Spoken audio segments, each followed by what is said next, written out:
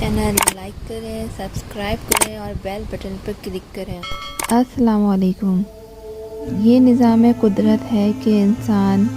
بچپن، لڑکپن اور جوانی کی بہاریں دیکھنے کے بعد بڑھاپے کی دہلیز پر قدم رکھتا ہے۔ ارشاد باری تعالیٰ ہے، اور ہم جسے طویل عمر دیتے ہیں اسے قوت و طبیعت میں واپس بچپن یا کمزوری کی طرف پلٹا دیتے ہیں،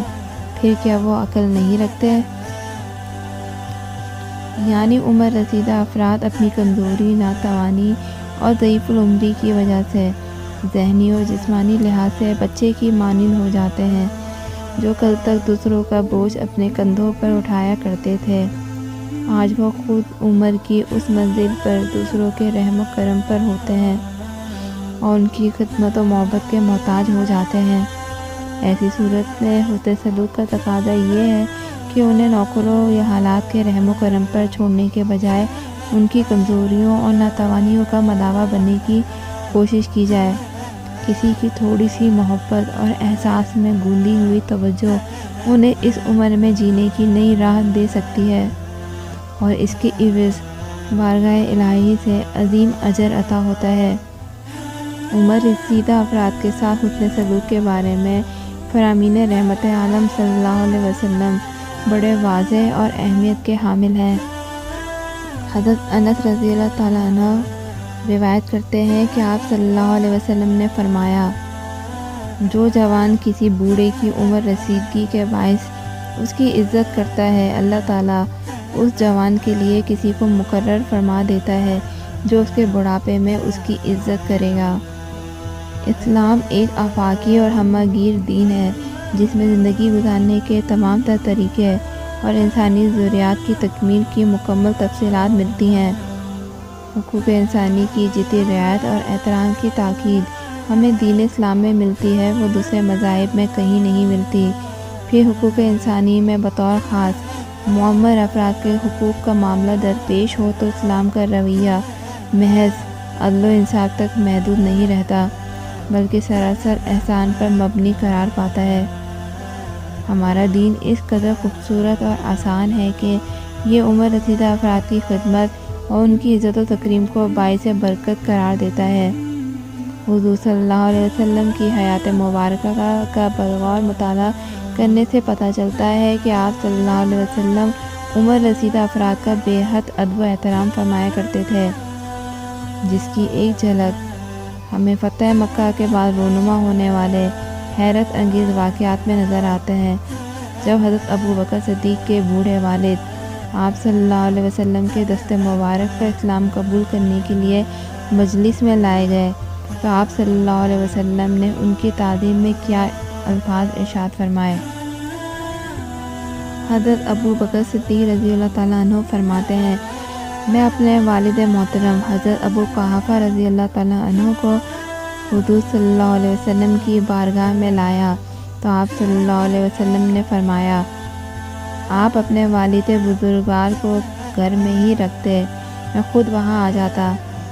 یہ عمر رسیدہ افراد کی عملی قدردانی ہے جس کا آپ صلی اللہ علیہ وسلم ثبوت فراہم کر رہے ہیں۔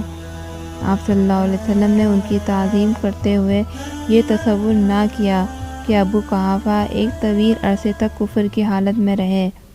اب کفر مغلوب ہوا تو وہ مسلمان ہو رہے ہیں۔ بعض دفعہ انسان سابقہ اختلاف کی وجہ سے کسی کی تعظیم و تکریم سے کتراتا ہے، حالانکہ اس میں ان لوگوں کے لیے اسوہ ہے کہ عمر رسیدہ کی ہر صورت تعظیم کی جائے۔ آپ صلی اللہ علیہ وسلم نے بزرگوں کی تعظیم کو اجلال الہی کا حصہ قرار دیا۔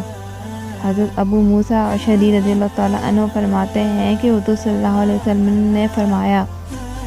بوڑھے مسلمانوں کی تعظیم کرنا اللہ تعالیٰ کی تعظیم کا حصہ ہے۔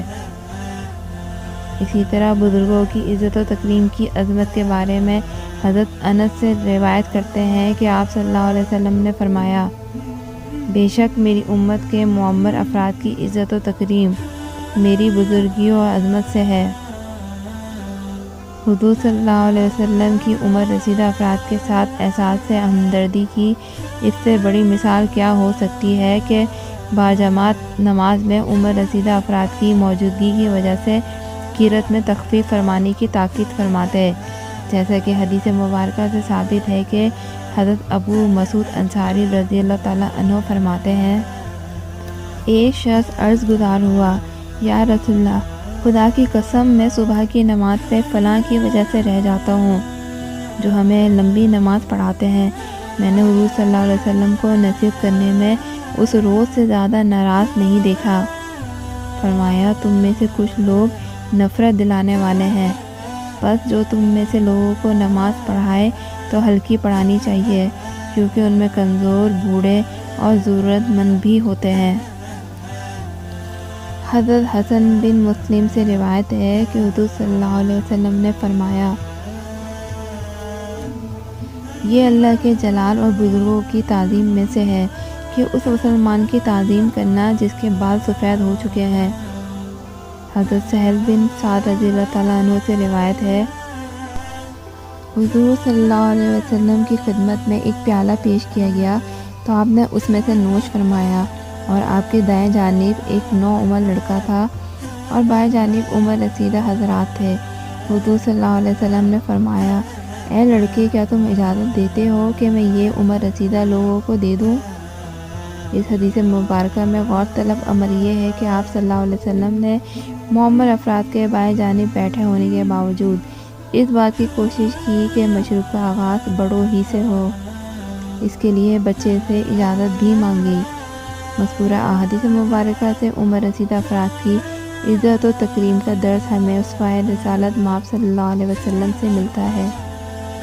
ہر طرح کے سماجی اور معاشرتی معاملات میں بھی حضور صلی اللہ علیہ وسلم نے بڑوں کی تکریم اور ان کے ادب و احترام کا حکم دیا ہے۔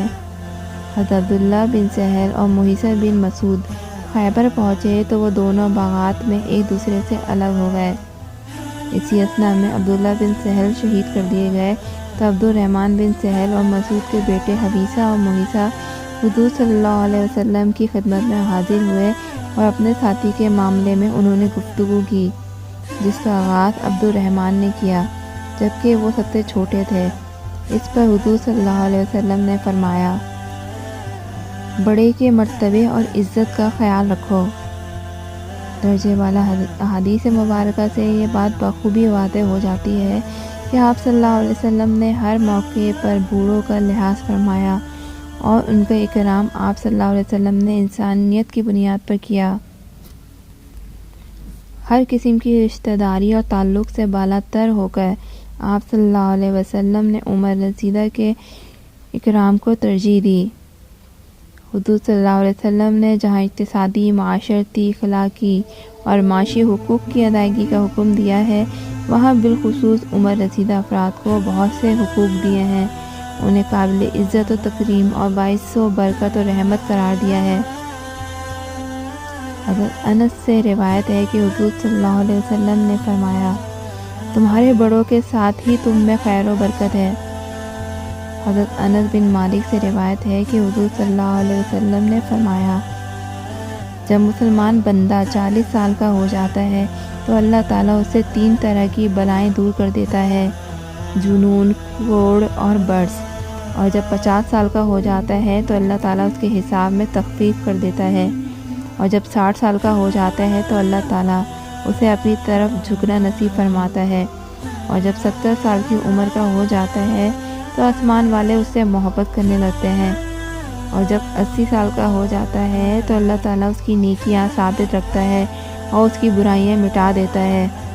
اور جب 90 سال کا ہوتا ہے تو اللہ تعالیٰ اس کے اگلے پچھلے گناہ معاف فرماتا ہے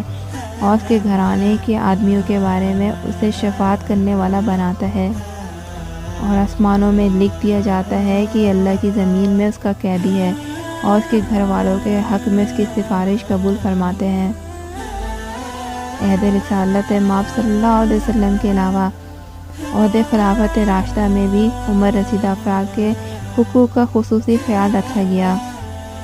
اور انہیں کئی طرح کی مراعات دی گئیں۔ جو بوڑھے افراد کام کاج کے قابل نہیں تھے ان کے لیے وظائف مقرر کر دیے جاتے۔ مسلمانوں کے علاوہ غیر مسلم عمر رسیدہ افراد کی بھی امداد کی جاتی،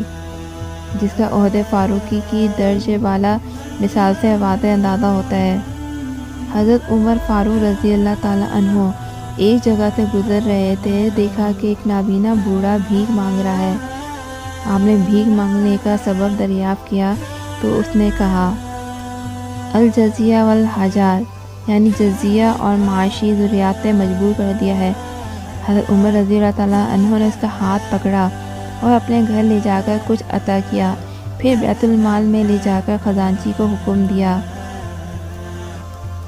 یہ اور اس قسم کے دوسرے حاجت مندوں کی تفتیش کرو۔ یہ انصاف نہ ہوگا کہ ہم نے جوانی میں ان سے فائدہ اٹھایا اور اب بڑھاپے میں ہم ان کو بھول جائیں۔ الغرض اس کا اور اس قسم کے دوسرے معززین کا بیت المال سے وظیفہ جاری ہو گیا اور ان سے جزیہ ساقط ہو گیا۔ آج ہم حضرت عمر بن خطاب کے اس عمل کا ذکر تو کرتے ہیں کہ انہوں نے مسلم اور غیر مسلم رعایا کے عمر رسیدہ افراد کے لیے ایک وظیفہ مقرر کیا، جبکہ ہمارے ملک کا حال تو یہ ہے کہ ایک اندازے کے مطابق پاکستان اپنے بجٹ کا 2% صحت پر خرچ کرتا ہے، اور اگر عمر رسیدہ افراد کا حصہ اس میں سے اخذ کریں تو زیادتی کی وجوہ سمجھنے میں دشواری نہیں ہوگی۔ یہ المیہ ہے کہ اسلامی اصولوں کی بنیاد پر قائم کردہ مملکت پاکستان میں تمام افراد کو مذہبی، معاشی، معاشرتی، سیاسی، اقتصادی، اخلاقی اور دیگر شعبۂ حیات زندگی میں بے شمار حقوق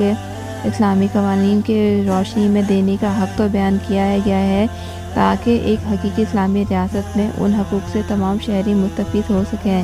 لیکن تاحال اس معاشرے میں افراد کے حقوق کا نہ تو احترام ہے اور نہ ہی ان کی ادائیگی کا نظام، اور ضعیف العمر افراد کا تو کوئی بھی پرسان حال نہیں۔ آج دور حاضر کی نوجوان نسل کو دین اسلام کی تعلیمات اور عملی مثالوں کے ذریعے طبقات انسانی بالخصوص معمر افراد کی تکریم کے لیے رہنمائی فراہم کرنے کی ضرورت ہے، تاکہ وہ اسوہ رسول صلی اللہ علیہ وسلم پر عمل پیرا ہو کر انسانیت کے اس اہم طبقے کے ساتھ نرم گفتاری، حسن سلوک اور جذبہ خیر خواہی اختیار کریں، ان کے حقوق احسن طریقے سے پورے کریں۔ ضعیف العمری کے باعث چڑچڑاپن فطری تقاضا ہے، لہذا بوڑھوں کی خلاف باتوں پر تحمل اور برداشت سے صرف نظر کریں، تاکہ گھر اور معاشرہ دونوں امن و عاشری کا گہوارہ بن سکے۔ میری دعا ہے کہ اللہ تعالی ہم سب کو اپنے پیارے نبی صلی اللہ علیہ وسلم کی سنت پر چلنے کی توفیق عطا فرمائے۔ اب میں اجازت چاہتی ہوں، اللہ حافظ۔